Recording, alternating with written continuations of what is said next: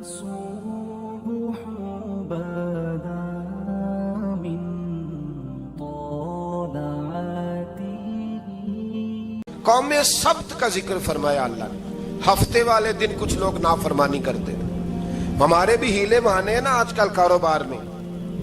تو اسی سپارے کی آیت نمبر 65 کے اندر اللہ تعالیٰ نے حضرت داؤد کی قوم کا ذکر کیا کہ اللہ نے انہیں حکم دیا تھا کہ ہفتے والے دن مچھلیاں نہیں پکڑنی. تو وہ کہتے تھے چلو ہاتھ لگا کے نہیں پکڑنی, ہاتھ لگا کے. وہ ہمارے لوگ ہیلے بہانے تلاش کر لیتے ہیں نا. وہ بڑے جناب انشورنس والا آ گیا, اب وہ بینک والا آ گیا, اب وہ فلانے صاحب آ گئے, وہ تروڑ مروڑ کے کہانیاں باتیں, اور پھر ہمیں بھی رستے مل جاتے ہیں بچنے کے. مفتی صاحب نے کہہ دیا تھا ایک مولانا سے میں نے ان کو کہا ہفتے والے دن مچھلیاں نہیں پکڑنے کا. نہیں پکڑتے, چھوٹے چھوٹے حوض بنا لیے.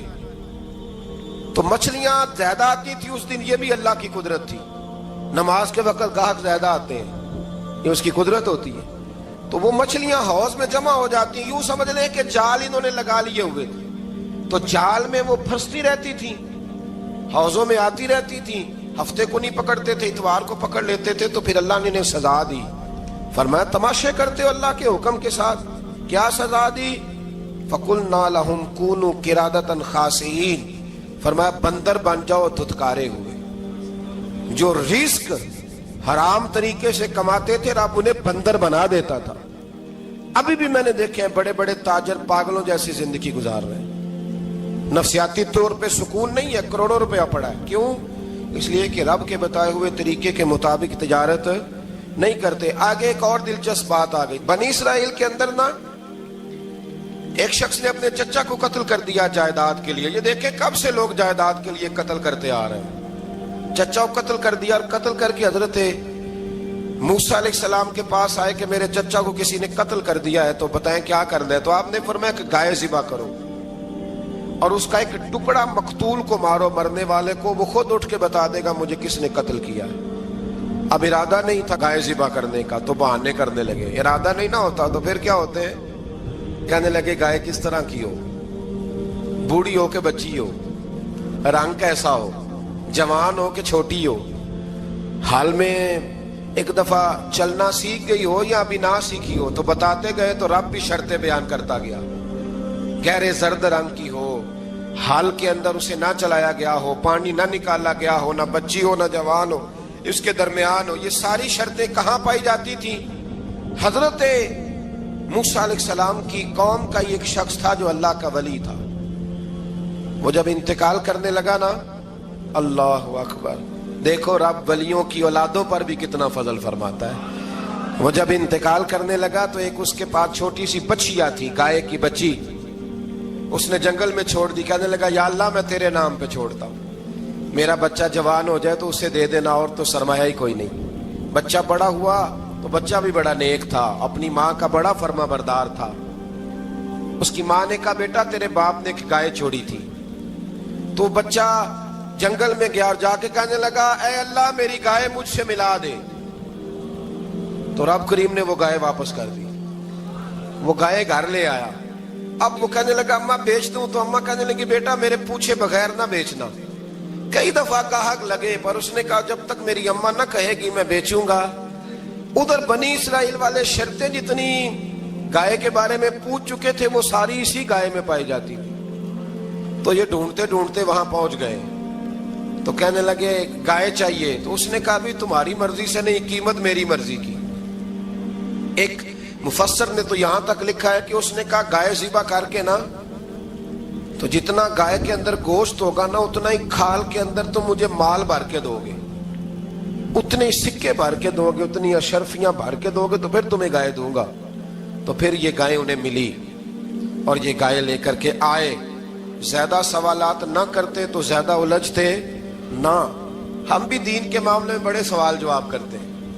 اتنا سوال کریں جتنی اس کی ضرورت ہے. ان لوگوں نے سوالات زیادہ کیے تو پھر الجھ زیادہ گئے. تو میرے بھائی اس کا ذکر بھی اللہ تبارک و تعالیٰ نے پہلے پارے کے اندر بیان فرمایا. پھر اللہ کریم نے فرمایا کہ کچھ ایسے لوگ بھی ہیں یہودیوں میں سے جن کا دعویٰ ہو گیا ہے کہ ہم اللہ کے بڑے پیارے ہیں. فرمایا یہ صرف ان کے منہ کی باتیں ہیں, یہ تو قیامت میں پتہ چلے گا نا کہ اللہ کا پیار کس کے ساتھ زیادہ ہے. اور پھر یہ بھی یہودیوں نے دعویٰ کیا ہے اسی پارے میں. اللہ فرماتے ہیں کہ ان کا دعویٰ ہے کہ ہم اللہ کے بڑے پیارے ہیں, جنت میں ہم ہی جائیں گے. تو اللہ فرماتے ہیں پھر مرنے کی دعا تو کرو, جنت میں تو مر کے جانا ہے نا. لیکن رب فرماتے ہیں یہ کبھی مرنے کی دعا نہیں کریں گے, اس لیے کہ انہیں پتہ ہے کہ ہم نے آخرت کے لیے کیا بھیجا. لے جی پہلا حکم آ گیا یا ایھا الذین آمنوا کہہ کے, پہلی آیت قرآن پاک کی پہلے سپارے میں پہلی آیت جس میں اللہ نے کہا یا ایھا الذین آمنوا. تو پہلا حکم آمنوا کہہ کے آیت نمبر 104 میں جو اللہ نے حکم دیا ہے نا وہ نبی پاک کی تعظیم کا حکم ہے. پہلا حکم ہی اللہ نے حضور کی عزت اور ناموس کا ارشاد فرمایا. پہلا اس ترتیب کے لحاظ سے وہ ہوا یہ کہ جب نبی پاک کو بات ارشاد کرتے تو صحابہ کرام اٹھ کے عرض کرتے رائینا یا رسول اللہ, حضور سمجھ نہیں آئی ذرا رعایت کر دے. تو یہودیوں کی عبرانی زبان کے اندر نہ ذرا کھینچ کے پڑھتے تھے رائینا, تو اس کا معنی بنتا تھا معاذ اللہ اے ہمارے چرواہے. بکریاں چرانے والے کو بھی وہ رائینا کہتے تھے. تو جب صحابہ یہ کہنے لگے تو اللہ نے منع ہی کر دیا. فرمایا میرے محبوب کے غلاموں اس لفظ کے پیچھے چھپ کے, اس لفظ کے پیچھے چھپ کے لوگ میرے نبی کی بے ادبی کر جاتے ہیں. تو جس لفظ کا کوئی ایک معنی بے ادبی والا بنتا ہو وہ لفظ بھی میرے نبی کے لیے نہ کہو. لفظ وہ والے کہو جس میں کوئی بے ادبی کا معنی نکلے نہ. یہاں لوگوں نے بڑے بڑے لفظ نہیں بول دیے پھر کہتے میرا مطلب یہ تھا, میرا مطلب وہ تھا. تو تو نے وہ لفظ بولا کیوں جس کا کوئی غلط مطلب بھی نکل سکتا تھا. اللہ نے فرمایا یا ایھا الذین آمنوا لا تقولوا رائینا, اے ایمان والو رائینا کہو ہی نہ. تو یا اللہ کیا کہیں؟ فرمایا وقولوا انظرنا, تم کہو یا رسول اللہ ایک نظر فرمائیے. انداز دیکھیے انظرنا ایک نظر. تو ہمارے بزرگ تو پہلے ہی بڑے پیار والوں نے کہہ دیا یا رسول اللہ انظر حالنا. کہتے کہاں سے لاتے ہو جملے؟ میں نے کہا اللہ کی کتاب سے. یا رسول اللہ انظر حالنا یا حبیب اللہ اسمع قالا. تو تم کہو انظرنا, محبوب نظر کرم کرے, واسمعوا, اور کیا ضرورت ہے دوبارہ پوچھنے کی؟ اللہ کہتا ہے پہلے ہی دھیان سے سنا کرو, پہلے ہی واسمعوا, پہلے ہی احتیاط سے سنو. وللکافرین عذاب علیم, اور کافروں کے لیے دردناک عذاب ہے. لے جی اسی پارے میں اللہ تبارک و تعالیٰ نے پھر اہل یہود کا ذکر کیا. تو یہود کہنے لگے کہ ہم حضرت ابراہیم کے ماننے والے ہیں. تو اللہ کریم نے وہ بھی ذکر کیا کہ میں نے تو ابراہیم کو آزمایا ہے. وَإِذِ ابْتَلَىٰ إِبْرَاهِيمَ رَبُّهُ بِكَلِمَاتٍ فَأَتَمَّهُنَّ, ہم نے ابراہیم کو کچھ چیزوں سے آزمایا ہے, وہ ہماری آزمائش پہ پورے اترے. قَالَ إِنِّي جَاعِلُكَ لِلنَّاسِ إِمَامًا, تو پھر ہم نے انہیں کہا کہ ہم آپ کو پوری دنیا کا امام بنائیں گے. وہ آزمائش کیا تھی؟ آگ میں جانا بھی آزمائش, بیٹے کا نہ ہونا بھی آزمائش, بیٹا ہوا تو پھر اسے وادی غیر ذی زرع ان میں چھوڑ کے آنا بھی آزمائش, بڑا ہوا تو پھر ذبح کرنا بھی آزمائش. فرمایا جہاں جہاں آزمایا ہے نا ابراہیم ہماری آزمائش میں پورے اترے. فرمایا تو مفت میں حضرت ابراہیم کی اولاد بنتے ہو اور ان کا نام لیتے ہو اور ان کے ساتھ اپنا تعلق بناتے ہو, دیکھو تو صحیح وہ کتنی آزمائشوں سے گزرے. تو اس کا بھی اللہ نے اسی میں ذکر فرمایا. اور پھر وہ بات کرتے تھے حضرت یعقوب کی اور حضرت اسحاق کی. تو فرمایا وہ تو ہمارے اتنے خاص بندے تھے کہ وصال کا وقت بھی انہوں نے اپنی اولادوں کو نصیحت فرمائی تھی کہ اللہ کی توحید پہ قائم رہنا. اس کا ذکر بھی اللہ نے اسی پارے میں بیان فرمایا. اور جو حضرت ابراہیم اور جناب اسماعیل نے کعبہ تعمیر کیا تو اس کا ذکر بھی اللہ تعالیٰ نے اسی پارے میں فرمایا. فرمایا جب وہ کعبہ بنا رہے تھے تو کہہ رہے تھے ربنا تقبل منا, کہہ رہے تھے اے اللہ بنا ہم نے دیا ہے پر مہربانی فرما ہم سے قبول فرما لے. تو جو آیہ کریمہ آخر میں عرض کرنا چاہتا ہوں اس پر بھی تھوڑی توجہ فرمائیں گے تو بات بڑی نکھر کے باہر آئے گی. یہ 16ویں رکوع کے اندر اللہ نے پھر یہود کا اور عیسائیت کا ذکر فرمایا. تو اللہ کریم نے ایک بات ارشاد فرمائی. یہودیوں کے ہاں جب کوئی بچہ پیدا ہوتا تھا پیلے رنگ کے ساتھ اس کو رنگتے تھے, یا کوئی خاص رنگ تھا ان کا. بچہ پیدا ہوتا تو اس پر وہ رنگ چڑھاتے کہ یہ جی ہمارے مذہب کا رنگ ہے. ہمارے ہاں بھی رسمیں ہیں نا اپنی اپنی, معاذ اللہ اپنی اپنی نہیں ہونی چاہیے, اللہ رسول کا حکم ہونا چاہیے. تو یہودیوں کے ہاں بچہ پیدا ہوتا تو ایک خاص رنگ چڑھاتے, عیسائیوں کے ہاں پیدا ہوتا تو وہ بھی ایک خاص رنگ چڑھاتے. تو مسلمانوں کے ہاں بچے پیدا ہوئے تو انہوں نے بھی توجہ کی کہ یہ کیا ہو رہا ہے، تو رب کریم نے فرمایا صبغۃ اللہ، رنگ اللہ کا ہی ہے، ومن احسن من اللہ صبغہ، اور فرمایا اللہ کے رنگ سے زیادہ خوبصورت کس کا رنگ ہو سکتا ہے؟ اللہ کا رنگ کیا ہے؟ لا الہ الا اللہ محمد الرسول اللہ صلی اللہ علیہ، فرمایا نیلے پیلے کالے رنگ نہ چڑھاؤ، اپنے ذہن پر توحید و رسالت کا رنگ چڑھاؤ، یہ سب سے بہترین رنگ ہے۔ اگر تمہارے ذہنوں پر رب رسول کی توحید کا رنگ چڑھ گیا تو یہ وہ والا رنگ ہے، پھر تمہیں کسی اور رنگ کی طرف جانے کی ضرورت نہیں پڑے گی۔ تو فرمایا رنگ وہ پیدا کرو جو توحید کا ہے، رسالت کا ہے، اس رنگ کی توجہ کرو۔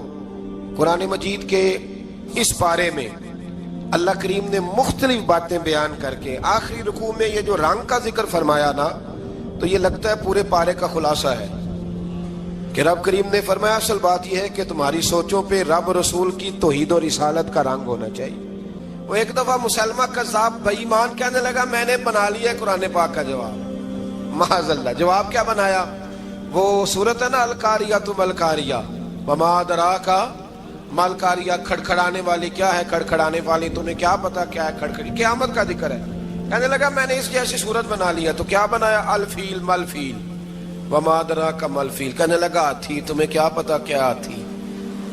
تم کیا جانو کیا ہاتھی؟ تو پاس جو اس کے اپنے بیٹھے تھے نا چیلے، وہ کہنے لگے چپ کر جا، سارے زمانے کو پتا ہے ہاتھی کیا ہوتا ہے۔ تو پاگل ہے، اس کے دو کان ہوتے ہیں، ایک سونڈ ہوتی ہے، چار اس کے پیر ہوتے ہیں۔ بیوقوف آدمی قرآن کا مقابلہ کرنا ہے تو کچھ چج کے ساتھ کر، پاگلوں کی طرح مقابلہ کرے گا، جوتے کھائے گا بھی، ہمیں بھی پڑھوائے گا۔ تو قرآن مجید کا کوئی مقابلہ کر سکا؟ تو اس آیہ مبارکہ میں اللہ نے کافروں کو یہ کہا اگر مقابلہ نہیں کر سکتے تو پھر اللہ سے ڈرو، ورنہ دوزخ میں ڈالے جاؤ گے، وہ جس کا ایندھن آدمی اور پتھر ہے، اور بنائی بھی کافروں کے لیے گئی ہے۔ اعدت للکافرین، جہنم کس کے لیے بنائی گئی ہے؟ کافروں اور منافقوں کے لیے۔ مسلمانوں کے لیے بنائی گئی، مسلمان مرضی سے چھلانگے لگائیں تو ان کی موج ہے، ورنہ ان کے لیے جہنم، ان کے لیے اللہ نے جنت بنائی ہے۔ اور یہ بات کرتے ہی رب کریم نے فرمایا اے محبوب علیہ الصلوۃ والسلام، مومنوں کو خوشخبری دے دیں کہ اللہ نے ان کے لیے جنت بنائی ہے، اس میں باغات ہیں، انہیں رزق دیا جائے گا کھانے کے لیے، اور اس میں انہیں پاکیزہ بیویاں دی جائیں گی، اور پھر وہ اس میں ہمیشہ رہیں گے، انہیں اس سے نکالا نہیں جائے گا۔ آگے جو آیات کریمہ ہے نا، اس کے اندر اللہ تبارک و تعالیٰ نے فرمایا ہے کہ اللہ حیا نہیں کرتا، سمجھانے کے لیے مچھر کی مثال بھی دینی پڑے۔ فرمایا قرآن سے کچھ لوگ ہدایت حاصل کرتے ہیں اور کچھ گمراہ ہو جاتے ہیں۔ جب لوگ اپنی مرضی کی تشریحات چاہتے ہیں تو گمراہ ہوتے ہیں، اور جب قرآن کو رسول اللہ صلی اللہ علیہ وسلم اور امت مسلمہ کی تشریحات کی روشنی میں سمجھتے ہیں تو پھر اللہ ہدایت عطا فرماتا ہے۔ پھر اللہ تبارک و تعالیٰ نے آگے ارشاد فرمایا حضرت آدم کی پیدائش کا واقعہ۔ کچھ مفسرین نے لکھا اللہ نے مشورہ کیا تھا فرشتوں سے، وَإِذْ قَالَ رَبُّكَ لِلْمَلَائِكَةِ إِنِّي جَاعِلٌ فِي الْأَرْضِ خَلِيفَةً، لیکن کچھ مفسرین کہتے ہیں کہ اللہ کو ضرورت نہیں فرشتوں سے مشورہ کرنے کی، اللہ نے فرشتوں سے مشورہ نہیں کیا، بلکہ رب نے انہیں آگاہ فرمایا تھا کہ میں لگا ہوں زمین پہ اپنا نائب بنانے، میں خلافت دینے لگا ہوں زمین پہ۔ اب یہ تو دینے والی کی مرضی ہے نا، اس نے کس کو دینی ہے، یہ تو دینے والے کی مرضی ہے نا اس نے۔ تو کچھ لوگ کہتے ہیں کہ دینے والے سے زیادہ ہمیں پتہ ہے، تو فرشتوں کو بھی یہ اجتہادی خطا ہو گئی، کہنے لگے یا اللہ اسے نہ بنانا، یہ فساد کرے گا، یہ خون ریزیاں کرے گا۔ تو اللہ نے فرمایا جو میں جانتا ہوں وہ تم، اللہ اکبر۔ امام راضی فرماتے جب رمضان آتا ہے تو اللہ فرشتوں سے کہتا ہے ذرا یہ کھول کے دروازے دیکھو نا یہ زمین پہ کیا کر رہے ہیں، تم تو کہتے تھے فساد کریں گے اور یہ سارے تراویحیں پڑھ رہے ہیں، تم تو گویا کہتے تھے فساد کریں گے اور یہ تو دیکھو گویا رمضان کے روزے رکھ رہے ہیں، یہ تو میری یاد میں نکلے ہوئے ہیں، تم کچھ کہتے تھے اور دیکھو میں نے تمہیں کہا تھا نا جو میں جانتا ہوں وہ تم۔ اللہ نے پھر حضرت آدم علیہ السلام کو تمام زمانے کے علوم عطا کیے، علم سکھا لیا، تو فرشتوں سے کہا تم بھی ان چیزوں کے نام بتاؤ، تو وہ بتا سکے نہیں۔ اللہ نے فرمایا اب اس طرح کرو آدم کو سجدہ کرو، سب نے سجدہ کیا سوائے، وہ کہنے لگا یا اللہ صرف تجھے ہی کرنا ہے، کرنا بھی صرف اللہ کو چاہیے، پر رب کے آگے بھی جھکنا چاہیے، اور جس کے سامنے رب جھکائے نا وہاں بھی۔ اور یہ جو عاجزی ہے نا، یہ جو جھکنا ہے، یہ علم کے آگے ہے۔ ہماری مصیبت یہ ہے کہ ہم علم کے آگے بھی گردن جھکانے کو تیار نہیں ہوتے، وہاں بھی ہم خود عالم فاضل بن جاتے ہیں۔ تو فرمایا کہ سب سے کا سجدہ کرو، سب نے سجدہ کیا سوائے ابلیس کے، تو پھر ہوا کیا؟ وَكَانَ مِنَ الْكَافِرِينَ، وہ کافروں میں سے ہو گیا۔ پھر اللہ نے حضرت آدم کو اور جناب حوا کو نا مقام دے دیا جنت میں رہنے کے لیے، اور کہا سارا کچھ کھانا، درخت کے قریب نہ جانا۔ ابھی آپ کسی سے کہہ دیں تھوڑا سا کہ پیچھے نہ دیکھنا، یعنی اگر میری سمجھ لیں ادب کی وجہ سے کوئی 1.5-2 منٹ یا 6 منٹ نہیں بھی نہ دیکھے گا تو سوچے گا ضرور کہ پتہ نہیں اب پیچھے کیا ہے، مصیبت کیا ہے۔ یعنی آپ کہہ کے دیکھ لیں کسی کو، پیچھے نہ دیکھنا، فطرت ہے نا انسان کی، وہ جستجو کرتا ہے، کہا اس درخت کے پاس نہ جانا۔ تو حضرت حوا سلام اللہ علیہ کہتے ہیں دل میں خیال رہتا تھا کہ آخر ہے کیا درخت کے پاس۔ یہی انسان کا عقیدہ توحید ہے کہ جہاں سے رب منع کر دے وہاں وہ منع ہو جائے، اور یہ ان کی خطا نہیں تھی، یہ اللہ کی حکمت تھی، چونکہ رب نے تو پہلے کہہ دیا تھا بنایا ہی زمین کے لیے، تو یہ تو سارا کچھ ہونا تھا تو زمین پہ آنا تھا نا۔ تو حضرت حوا اور جناب آدم کے پاس شیطان آیا، اب اس کو نکال تو دیا تھا پر ابھی اس کا جنت میں آنا جانا بند نہیں ہوا تھا، یہ بھی اللہ کی حکمت تھی۔ تو وہ کہنے لگا تمہیں پتہ ہے بعد میں مر جاؤ گے؟ تو حضرت حوا کہنے لگی کیا موت بھی آئے گی؟ کہاں، اس کی تکلیف بھی بڑی ہوگی، تو پھر بچیں گے کیسے؟ تو کہنے لگے پھل کھا لو اس درخت کا، تو بچنے کے لیے پھل کھایا تھا۔ اس طرح لوگ آج بہت سارے کام بچنے کے لیے کرتے ہیں پر بچ سکتے، بچنے کے لیے پھل کھایا تو اللہ نے فرمایا زمین پہ چلے جاؤ۔ تو حضرت آدم زمین پہ آئے، پھر کئی 100 سال روتے رہے۔ فَتَلَقَّى آدَمُ مِن رَبِّهِ کَلِمَاتٍ، تو پھر اللہ نے خود ہی جناب آدم کو کچھ کلمے سکھائے۔ علامہ اسماعیل حقی فرماتے ہیں وہ کلمے یہ تھے کہ حضرت آدم نے میرے نبی کا وسیلہ پیش کیا، اللہ کریم نے جناب آدم کی دعا کو مقبول فرما لیا۔ پھر آگے بنی اسرائیل کا ذکر آ جاتا ہے۔ اللہ تعالیٰ نے بنی اسرائیل، آج آپ اسی قوم کو یہودی کہتے ہیں، ان کو اللہ نے اس زمانے میں فضیلت عطا کی تھی بہت زیادہ۔ تو عرب کے اندر جب نبی پاک علیہ السلام نے اعلان نبوت کیا تو کچھ لوگوں نے یہ کہہ دیا کہ اگر یہ یہودی کلمہ پڑھ لیں گے تو ہم بھی پڑھ لیں گے۔ تو پھر اللہ نے انہیں یاد کرایا کہ تم اصل میں کیا ہو، تمہیں کلمہ پڑھنا چاہیے۔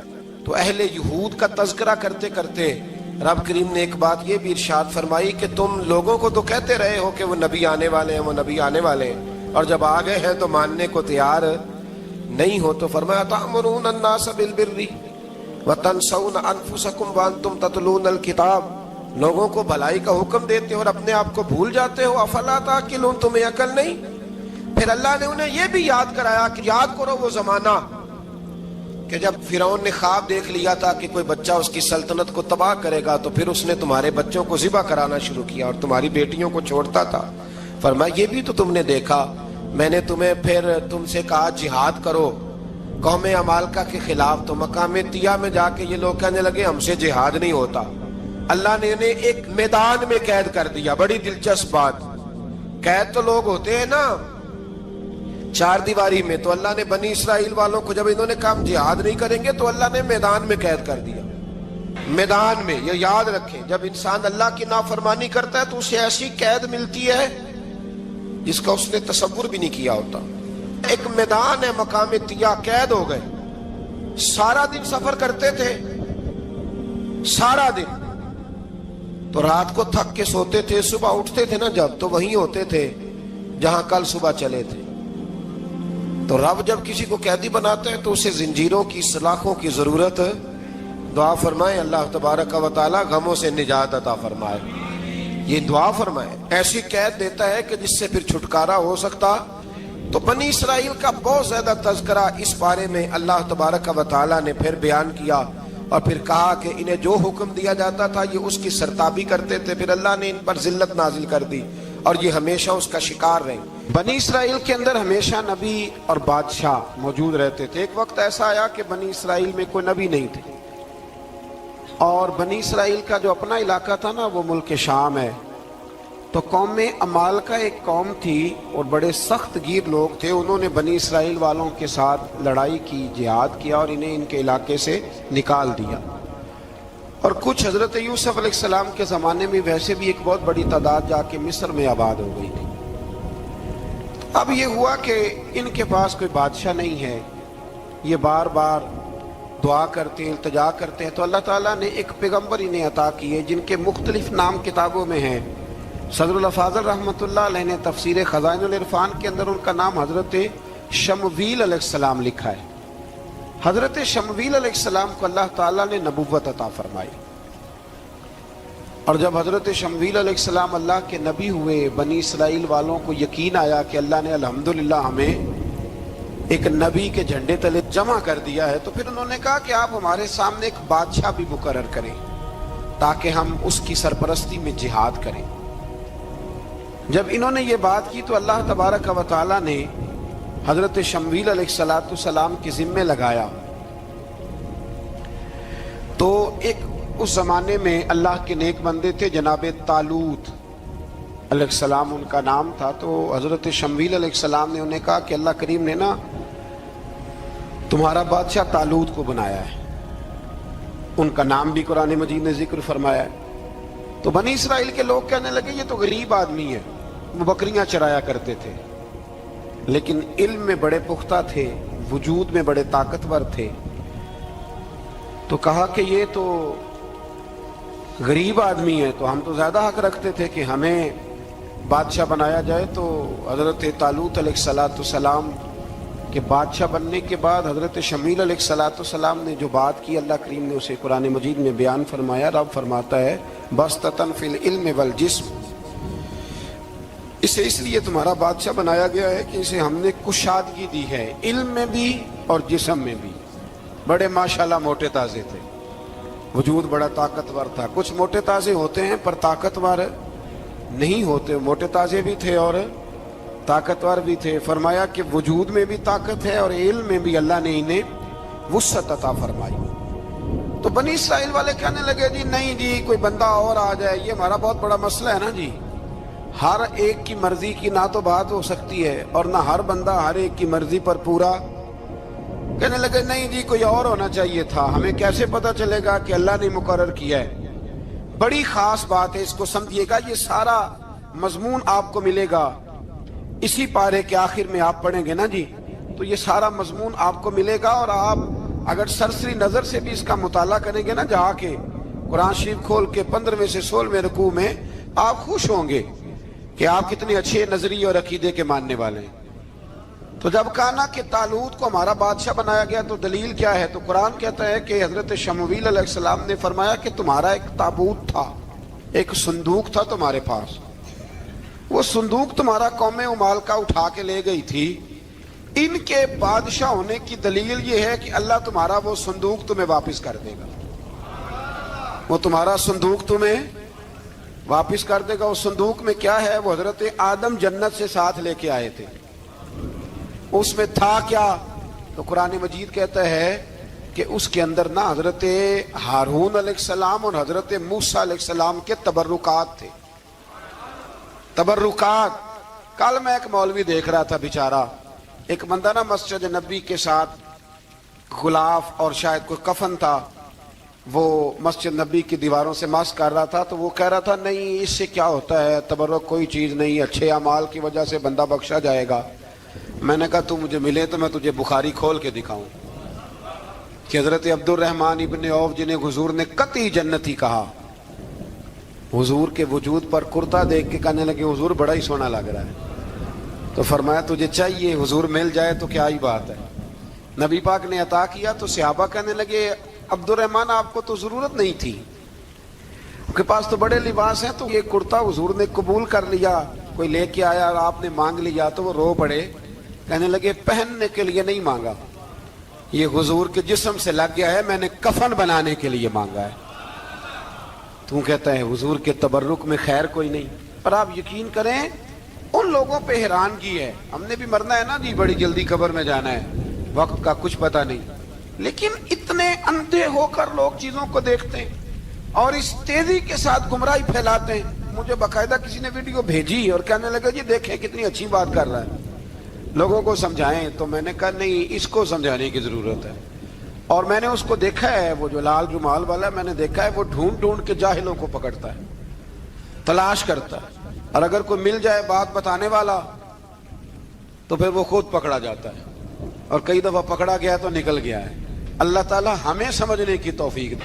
ہم سیانے ہو جائیں تو یہ دور دور تک نظر نہیں آئیں گے انشاءاللہ.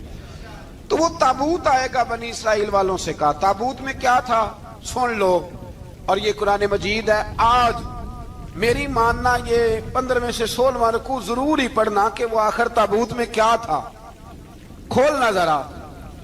قرآن مجید کہتا ہے کہ حضرت موسیٰ علیہ السلام اور حضرت ہارون کے تبرک تھے. تو تبرک کیا تھے؟ تمام مفسرین نے لکھا ہے کہ حضرت موسیٰ کا ایک کرتا تھا, ایک ڈنڈا تھا, جوتے تھے, اور جناب ہارون علیہ السلام کا امامہ شریف تھا, اور تورات کی کچھ تختیاں تھیں. تو اس کا فائدہ کیا تھا؟ اس تابوت کا فائدہ یہ تھا کہ بنی اسرائیل والے جب اپنے دشمنوں سے لڑتے تھے تابوت سامنے رکھ کے دعا مانگتے تھے, اللہ انہیں کامیابی عطا کر دیتا تھا. تو قوم عمالقہ کو بھی پتہ چل گیا کہ صندوق میں کچھ ہے جس کی وجہ سے یہ کامیاب ہو جاتے. وہ صندوق اٹھا کے لے گئے. اب ان کی کم بختی یہ, کم نصیبی یہ کہ انہوں نے جا کے اسے روڑی پہ پھینک دیا. جب روڑی پہ پھینکا تو ان کے اندر بیماریاں آ گئیں, وبائیں پھوٹ پڑی, مرنے لگے, وجود پھولنے لگا. پھر ان کے دلوں میں بات آئی کہ یہ ہم نے اس صندوق کی بے ادبی کی ہے. صندوق میں کیا ہے؟ تبرکات. ہمیں کہتے ہیں جی نالین کا نقشہ کیوں لگایا ہے؟ تمہارے تو بزرگوں کا عقیدہ ہے سر پہ رکھنے کو مل جائے اگر نقش نالے پاک کے حضور تو پھر کہیں گے کہ ہاں تاجدار ہم بھی ہیں. تو کہا کہ اس کے اندر یہ تبرکات تھے. انہیں بھی سمجھ میں آئی تو انہوں نے نا بیل گاڑی منگائی اور وہ صندوق اٹھا کے اس کے اوپر رکھ دیا. اب کیا ہوا؟ قرآن کہتا ہے کہ فرشتوں نے نا اس صندوق کو وہاں سے اٹھایا. مفسرین نے لکھا اس کا معنی یہ بھی ہو سکتا ہے کہ اس بیل گاڑی کو ڈائریکشن پہ لگایا. ادھر سے حضرت شمویل علیہ السلام نے جناب طالوت کو بادشاہ بنا دیا, اور ادھر سے وہ صندوق چل پڑا. کہا بھئی ہم ان کو کیسے بادشاہ مانے؟ تو فرمایا بادشاہ اس طرح مانو گے کہ تمہارا وہ صندوق آ جائے گا. اور قرآن کہتے ہیں اس صندوق میں تمہارے دلوں کا سکون ہے, اس میں تمہارے دلوں کا. اور بھائی ہماری تو کوشش ہوتی ہے بزرگوں سے کوئی چیز مل جائے, اللہ والوں کا کوئی تبرک ہمارے ہاتھ آ جائے. تو وہ صندوق آ گیا, یہ مان گئے. اب جہاد کرنے نکلے تو لڑنا تھا جالوت کی قوم کے ساتھ. وہ بڑا سخت آدمی تھا, 3 من سونا اس نے وجود پہ پہنا ہوتا تھا. اس کی قوم سے لڑنا ہے, ٹوپی بڑی تگڑی پہنی ہوتی تھی لوہے کی. اب کون لڑے؟ ایک نوجوان تھے جن کا نام تھا داؤد علیہ السلام. وہ بھی بکریاں چرایا کرتے تھے. اور جن دنوں حضرت طالوت نکلے نا اپنی قوم کو لے کر جالوت کے خلاف لڑنے, تو حضرت داؤد بھی شامل ہو گئے. اللہ جب کسی کو نوازتا ہے نا تو پھر خاص ہی کرم نوازی کرتا ہے. مفسرین نے لکھا جب یہ جا رہے تھے نا, وہاں جا رہے تھے تو رستے میں انہیں 3 پتھر مل گئے. انہوں نے وہ تینوں پتھر اٹھا لیے. اس زمانے میں پتھر پھینکنے کے لیے چھوٹی چھوٹی لوگوں کے پاس چیزیں ہوا کرتی تھی. اس کو کوپھن بھی لوگ کہتے تھے, منجنیق, اس کو سامنے رکھ کے پھر بنائی گئی. تو آپ کے پاس بھی وہ آلہ تھا جس سے دشمن پر پتھر مارے جاتے تھے. تو آپ وہ مشین لے کر, وہ آلہ لے کر وہاں پہنچے ہوئے تھے. 3 پتھر آپ کے پاس تھے. آپ فرماتے اس دن میں بڑا بیمار تھا, اتنا بیمار تھا کہ میرا رنگ پیلا ہو گیا. اب وہ جالوت کے سامنے کوئی نہیں جاتا تھا. تو جناب طالوت کہنے لگے کہ جو جالوت کو مارے گا نا, یعنی ان کے بادشاہ کو اس قوم کے, تو میں اسے اپنی آدھی سلطنت بھی دے دوں گا اور اپنی بیٹی کا نکاح بھی اس کے ساتھ کر دوں گا. دیکھیں اللہ نوازتا ہے تو کس انداز میں نوازتا ہے. تو حضرت داؤد کہتے ہیں وہ دور کھڑا تھا تو میں نے نا 3 پتھر مارے. بھئی ہمت کرنا تو ہمارے ذمہ ہے کہ نہیں؟ میری ملت کا جوان کہتا ہے میں نے کرنا کرانا کچھ نہیں. یعنی اگر آپ کہیں نا کچھ کرو تو پھر وہ کوئی کام کرنے کی مطلب معاملہ. وہ مجھے کل ایک سنگی کہہ رہے تھے, کہنے لگے جی اللہ کے فضل سے کچھ بھی نہیں کرنا پڑا, مرشد نے نظر کر دی. میں کہا میں انہوں ملن گی تو میں انہوں سمجھاواں گا کہ کچھ کرا کے نظر کریا کرو, کیونکہ میرے وہ دوست ہیں, میں انہیں جانتا ہوں. نظر میں بڑا کچھ ہوتا ہے, لیکن اللہ بھی تو بندے پہ بڑی نظر رحمت کرتا ہے نا. لیکن کہتا ہے 5 نمازیں پڑھ, رمضان کے روزے رکھ, زکوٰۃ فرض ہو تو ادا کر, یہ سارے کام کر, سچ بول, دیانتداری کر, پھر میں اپنے فضل سے تجھے جنت عطا کروں. تو یہ جو رویہ ہم نے بنایا یہ درست نہیں. تو فرماتے ہیں 3 پتھر میں نے مارے, اللہ نے اتنا فضل کیا کہ وہ بھی مر گیا, اور اس سے چھو کے میرے پتھر آگے بڑھے تو اس کی فوج کے 30 آدمی بھی مر گئے. 3 پتھروں سے 31 بندے اللہ نے مار دیے. فرماتے اس لیے کہ ہاتھ میرے تھے اور طاقتیں میرے رب کریم کی تھی.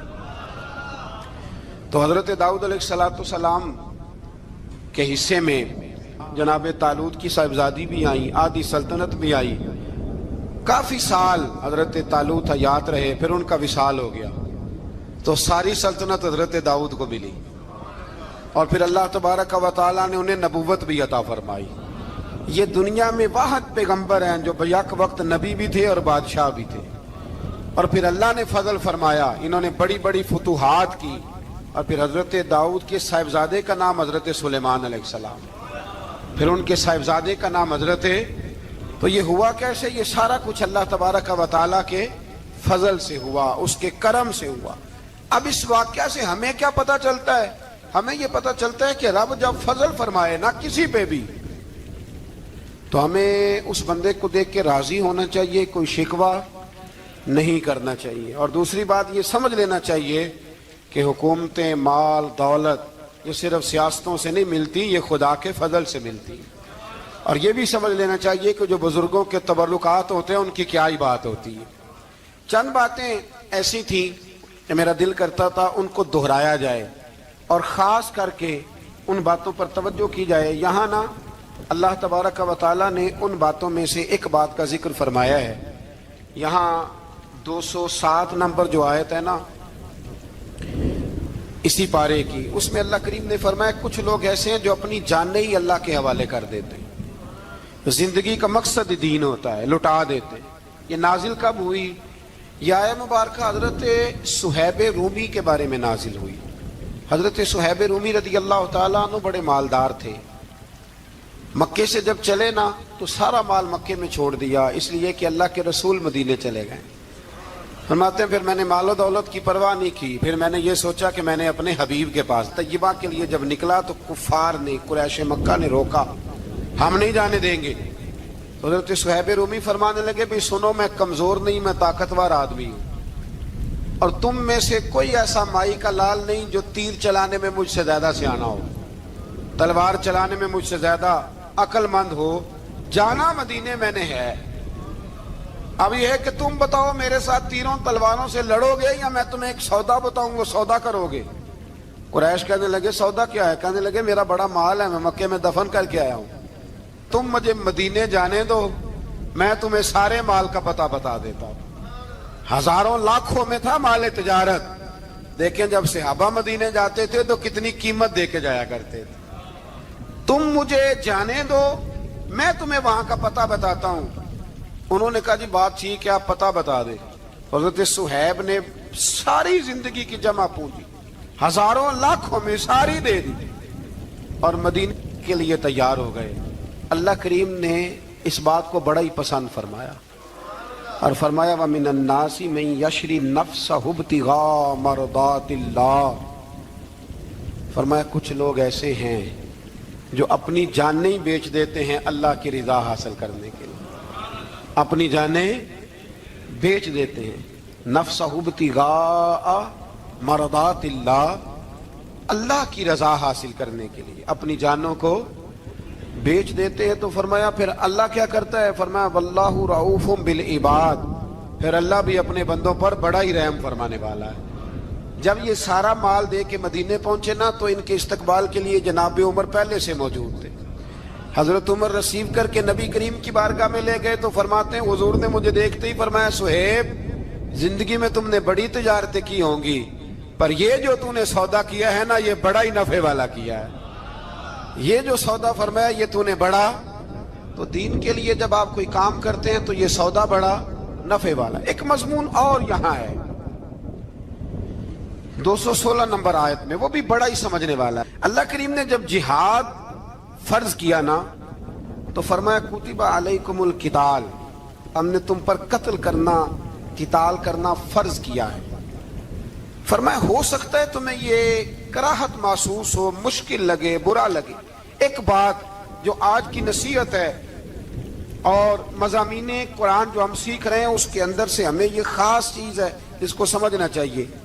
اللہ کریم نے فرمایا کہ تم پر جہاد فرض کیا گیا ہے، وَهُوَ كُرْهٌ لَكُمْ، ہو سکتا ہے تمہیں ناپسند ہو، تو ایک نہ ساری زندگی کے لیے ایک نصیحت کر دی۔ فرمایا وَعَسَىٰ أَن تَكْرَهُوا شَيْئًا، ہو سکتا ہے تم کسی چیز کو ناپسند کرو، وَهُوَ خَيْرٌ لَكُمْ، اور وہ تمہارے لیے اچھی ہو۔ اللہ اکبر، یہ وہ بات ہے اگر سمجھ میں آ گئی تو کلیجہ ٹھنڈا ہو گیا، زندگی سکون میں آ گئی۔ فرمایا ہو سکتا ہے تم کسی چیز کو ناپسند کرو اور وہ تمہارے لیے بہتر ہو۔ وَعَسَىٰ أَن تُحِبُّوا شَيْئًا، ہو سکتا ہے تم کسی چیز سے محبت کرو، وَهُوَ شَرٌّ لَكُمْ، اور وہ تمہارے لیے بری ہو، اچھی۔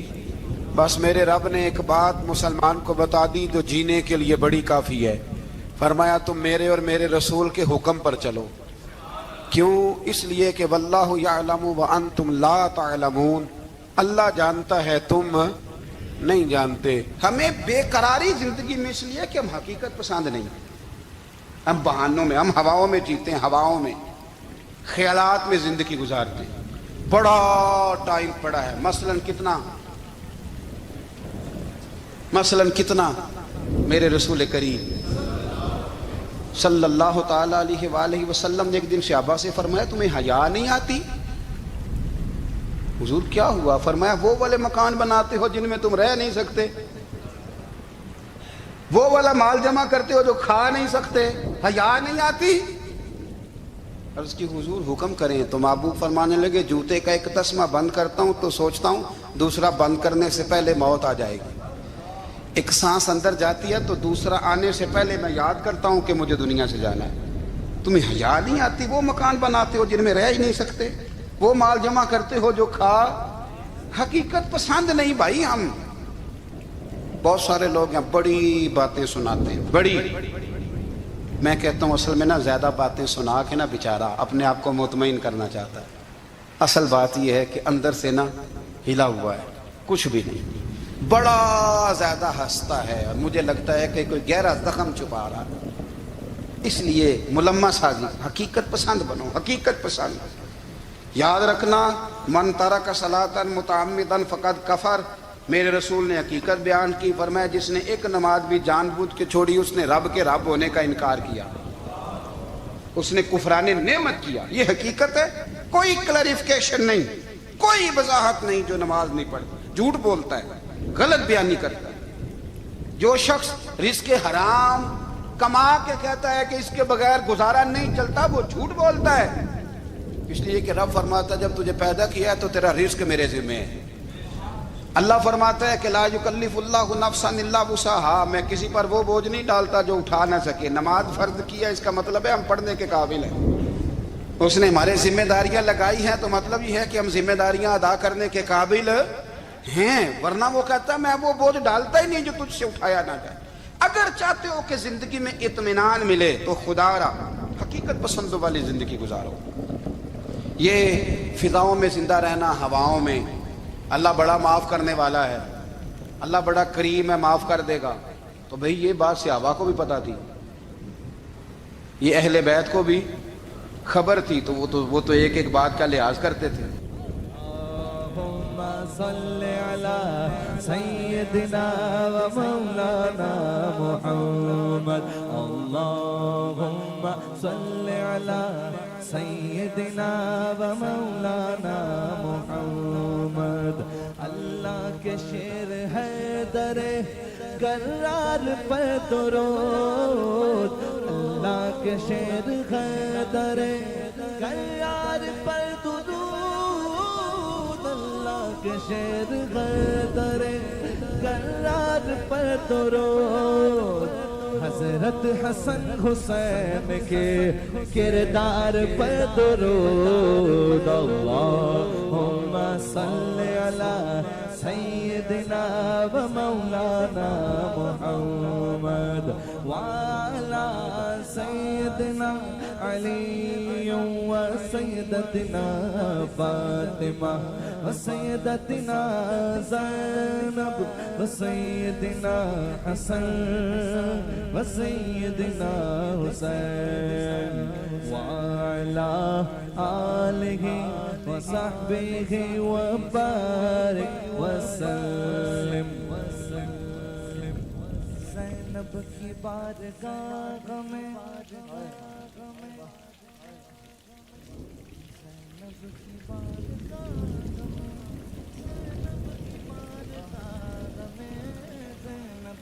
بارگاہ میں سلام نیاز ہے زینب کی بارگاہ میں سلام نیاز ہے جو مرتضیٰ کی لاڈلی زہرا کا ناز ہے اللہم صلی علی سیدنا و مولانا محمد وعلا سیدنا علی و سیدتنا فاطمہ و سیدتنا زینب و سیدنا حسن و سیدنا حسین